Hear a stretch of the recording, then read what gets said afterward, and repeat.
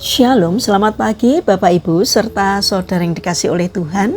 Kiranya berkat, damai sejahtera dan sukacita dari Tuhan Yesus Kristus senantiasa menyertai kita sekalian. Sebelum kita mendengarkan firman Tuhan dan renungan, marilah kita berdoa. Tuhan Allah Bapa yang Maha Baik, kami sungguh bersyukur atas kebaikan dan kemurahan-Mu, karena Engkau Tuhan yang selalu melindungi dan memberikan pertolongan dalam kehidupan kami.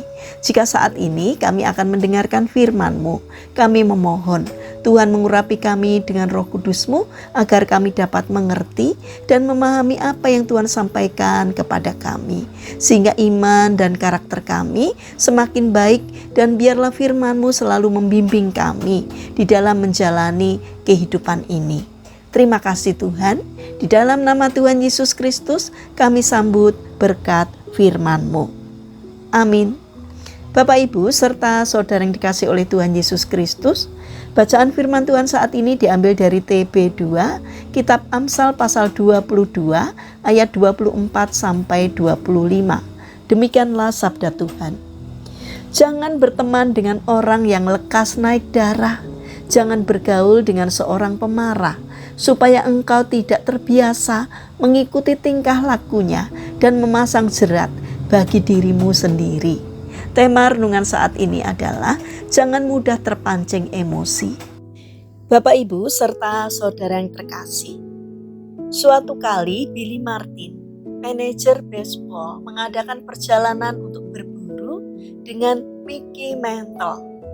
Mereka pergi ke peternakan teman Mickey yang bisa memberi izin berburu di peternakannya. Akhirnya mereka tiba dan Mickey menyuruh Martin untuk menunggu di mobil sementara ia meminta izin pada sahabatnya. Sahabatnya pun memberi izin, tetapi dengan satu permintaan. Saya memiliki satu keledai peliharaan yang buta di kandang. Saya tidak tega melihatnya menderita.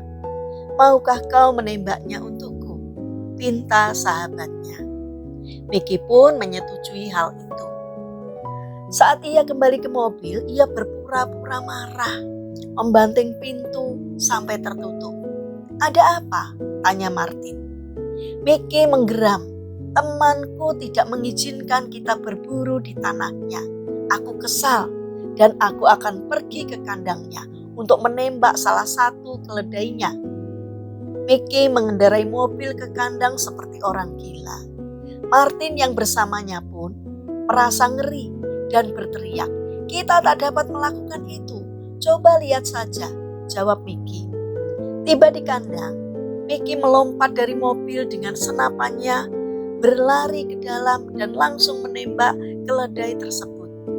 Tetapi saat ia meninggalkan kandang, ia mendengar 2 tembakan lagi. Ia berlari ke dalam mobil dan melihat bahwa Martin telah mengeluarkan senapannya juga. "Apa yang kau lakukan, Martin?" teriaknya. "Kita tunjukkan pada orang brengsek itu. Aku baru saja membunuh 2 dari sapi-sapinya," balas Martin dengan wajah kemarahan. Begitu cepat virus kemarahan menular. Tak menunggu waktu berhari-hari untuk membiarkannya. Dalam hitungan menit pun ia sudah tersebar. Bapak Ibu serta saudara yang terkasih, terkadang tanpa disadari, kita pun sering bersikap seperti Martin. Emosi kita mudah terpancing dengan situasi yang memicu kita untuk kesal. Tetapi firman Tuhan mengajak kita, orang percaya, agar tidak lekas gusar dan marah, bagaimanapun keadaannya. Seseorang berkata bahwa kemarahan mengurangi limfositas dalam tubuh kita yang menyebabkan menurunnya antibodi yang diperlukan untuk memerangi penyakit-penyakit menular. Untuk itu sangatlah bijak jika kita bersikap tenang dalam menyikapi keadaan yang panas. Untuk bisa menghindari kemarahan dengan cepat, ada baiknya kita memperhatikan keadaan yang sebenarnya, dan informasi yang kita dapat haruslah terbukti jelas. Jangan lekas gusar atau marah saat mendengar suatu perkataan atau keadaan yang membuat kita marah. Dengan memiliki kesabaran, maka kita akan beruntung.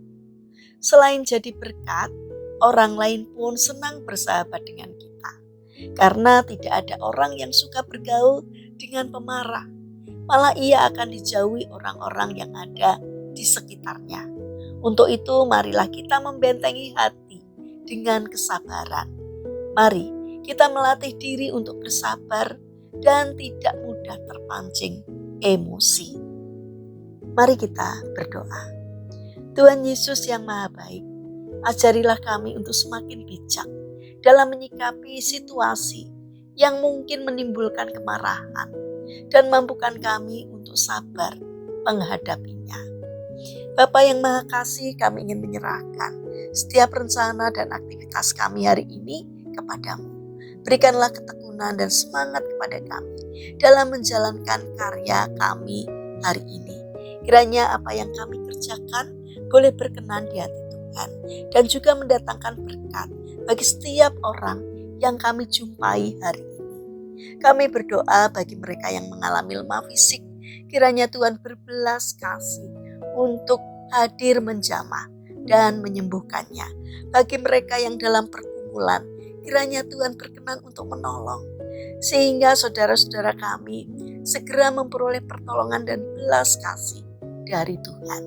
Terima kasih Bapa yang Maha Baik, kami serahkan seluruh doa dan permohonan kami hanya di dalam nama Tuhan Yesus Kristus.